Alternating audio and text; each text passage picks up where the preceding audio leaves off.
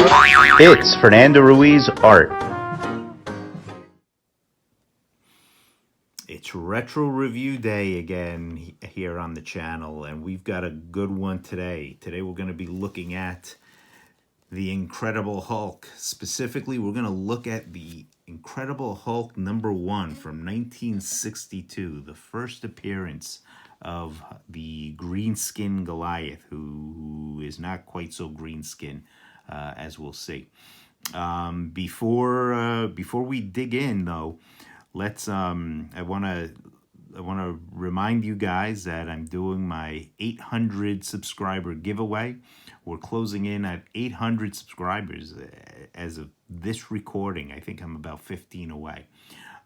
So check my last video, which I'm gonna link to in the description below. Check out my last video so you can find out what you have to do in order to win one of the 3 prizes that I'll be giving away. I'm gonna pick a subscriber, a loyal subscriber at random, and I'm gonna give away 3 prizes. So check out the video, learn what the prizes are, and find out what you need to do in order to be eligible. Very easy. It's very easy to get in. So just check out the video. Okay, so we're taking a look at the Hulk. Now, the Hulk is a real wild ride. Okay. Because, you know, a lot of times when we think of these early Marvels, when we think of these major characters that built the Marvel universe, we think that they were, you know, in perfect shape from the get-go. And the Hulk really, the early issues of the Hulk really read like a work in progress. And you'll certainly see that almost immediately. So let's dig in. And here we have, and of course we're looking at this in Marvel's Epic Collections. This is the first Hulk collection. So we're gonna jump in and we're gonna look at, here is the classic cover to Hulk #1. Very iconic image of Banner himself turning into the Hulk. And we're going to talk about how different the Hulk is in a moment. Now, this came out in 1962. Keep in mind the Marvel Universe historically is recognized as having started with Fantastic Four, the Fantastic Four #1, which came out in 1961.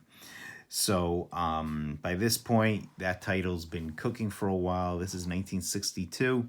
In 62, we get a few more key players of the Marvel Universe. Spider-Man first appears, Thor, and of course, right here we get the Hulk.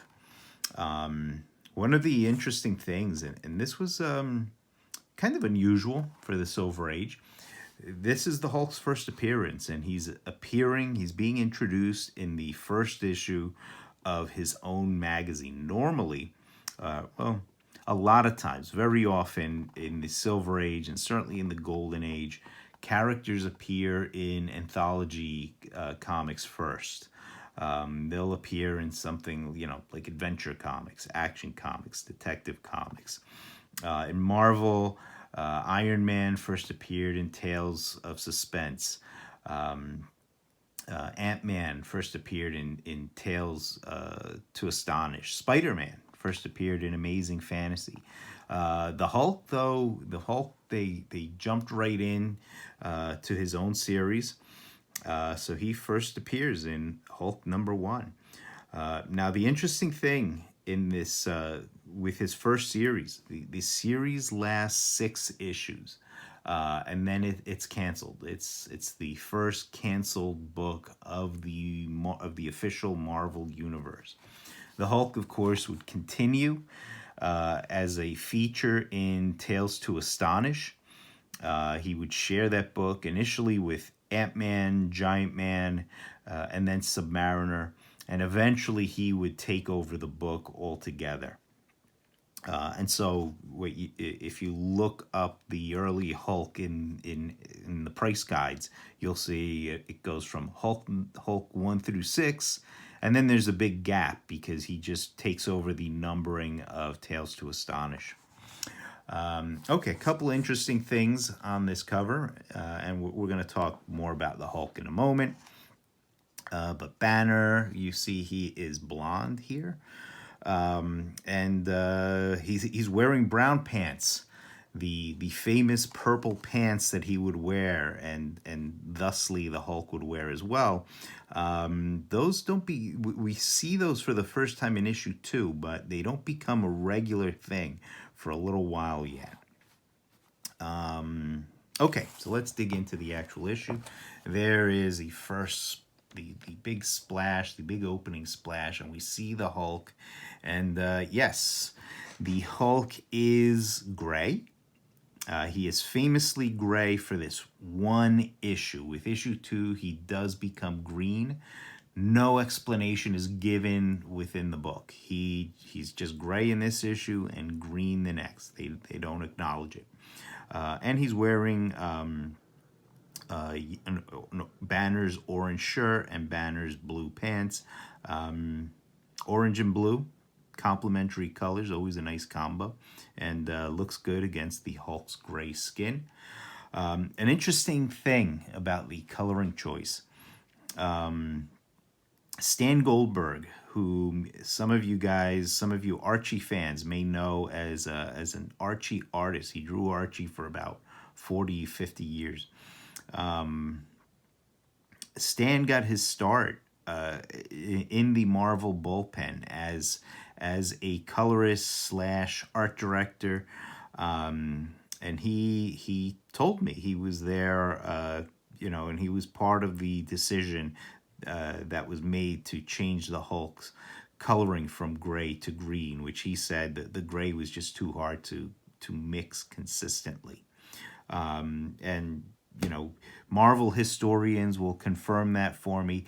I knew Stan, and that is the story Stan told me himself. So take it for what it's worth. I like to believe it's true. Okay, now one of the interesting things about these early Marvels is they ran book-length stories, which is another kind of oddity for a Silver Age comic. Many of them, you look over at DC, Superman, Batman, most of them contained a number of stories, but the Marvel Universe titles, they tried to feature book-length stories, full issue stories. And these stories would be broken up into little chapters, 4 or 5 chapter stories within the same issue. So here we dive right into chapter 1.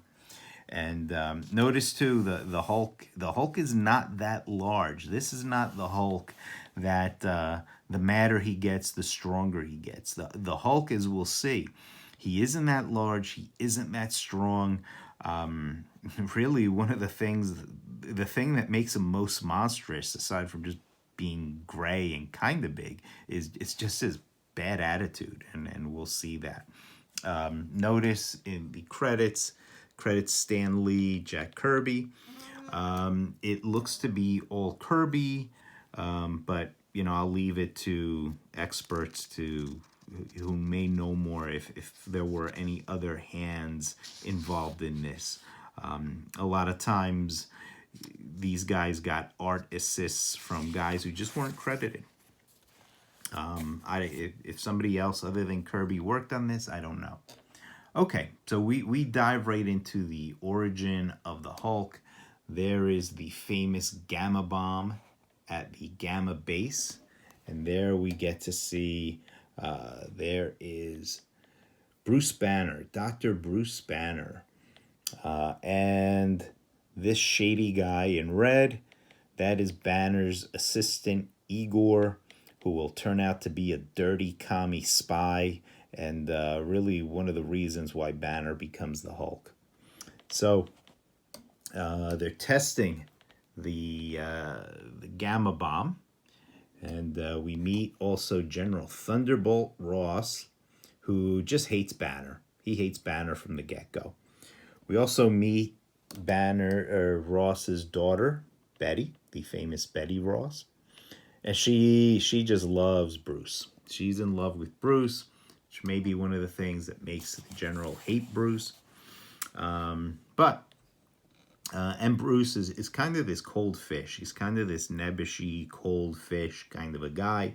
But while testing the bomb, which they're about to detonate, and the general, who's really, he's just itching to just blow up the bomb.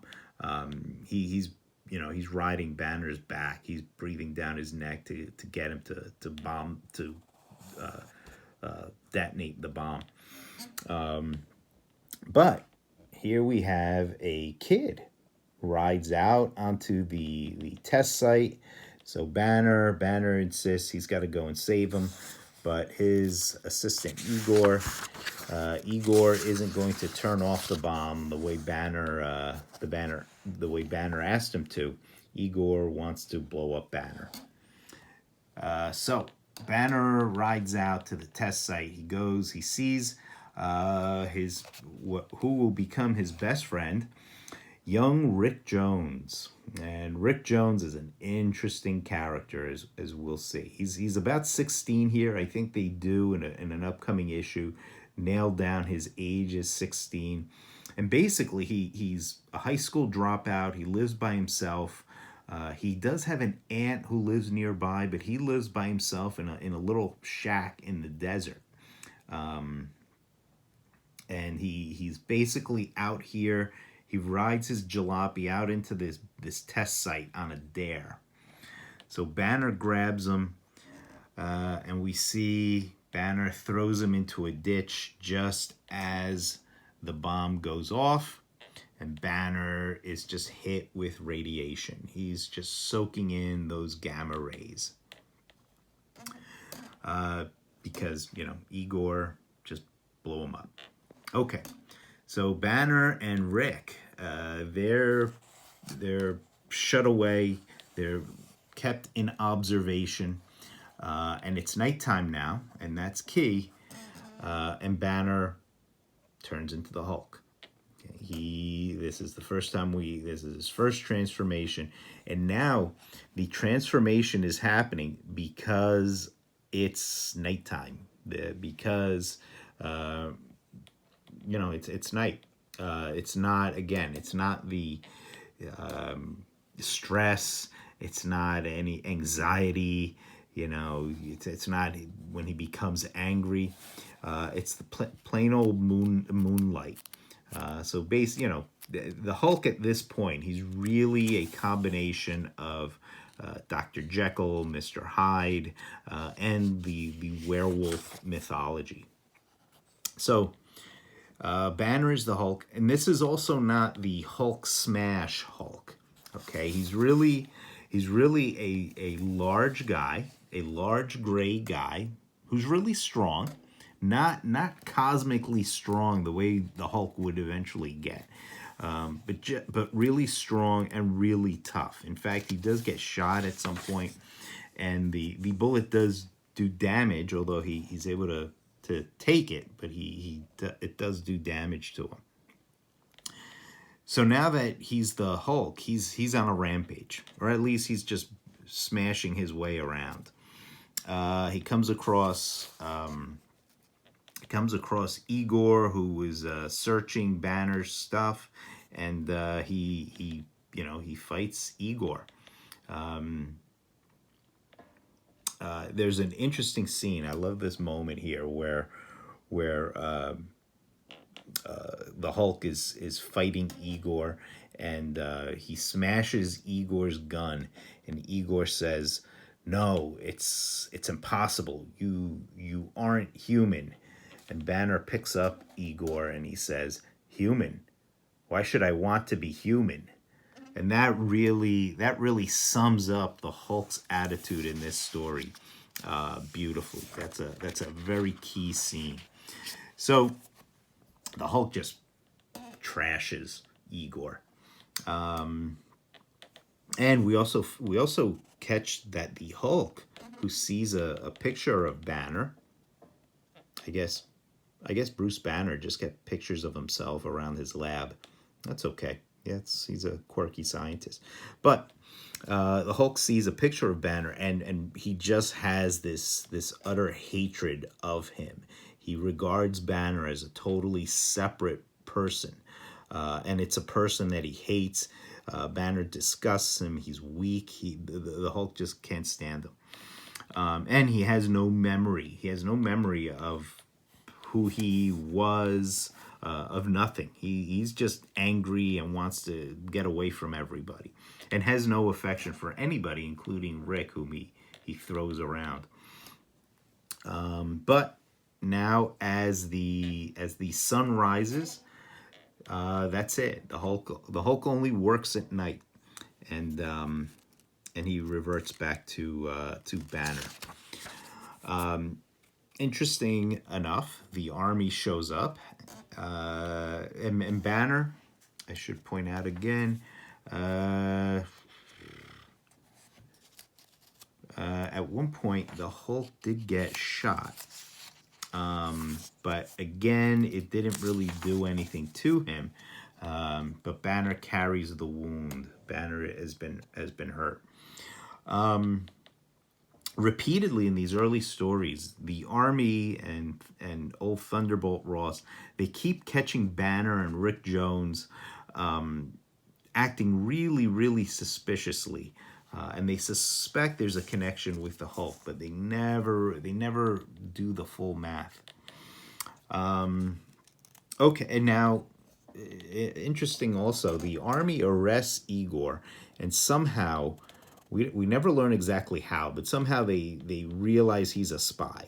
And they also say, it's Igor, the spy we've been searching for. I don't know when they discovered Igor was a spy, but apparently they've been looking for him. So they lock up Igor. Now we start getting into the second half of the book, and things start to get really wild. We find out that Igor is working for the Gargoyle. Now the Gargoyle is this mutated Russian super scientist. Well, I say Russian. He works for the Reds. He works for the commies. I don't think they ever really specify that it is the Soviets or Russia. They do say behind the Iron Curtain a lot, and a lot of the bad guys, they are decorated with red stars, so we can make our assumptions. We can make the connections ourselves. So Igor, as it turned out, worked for this guy, the Gargoyle, and the Gargoyle eventually goes face to face with the Hulk. Another night, and Banner again turns into the Hulk. Here the Hulk is almost green.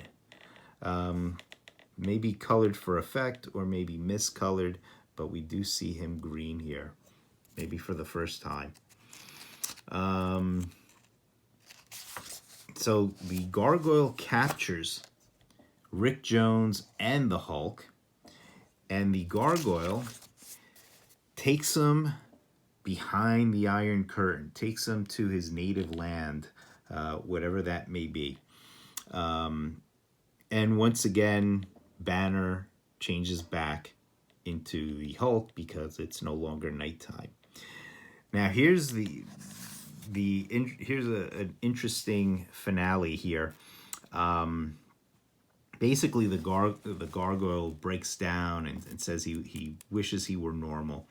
And Banner, being a scientist, he decides he says he could cure the Gargoyle, and he does. He fixes up the Gargoyle.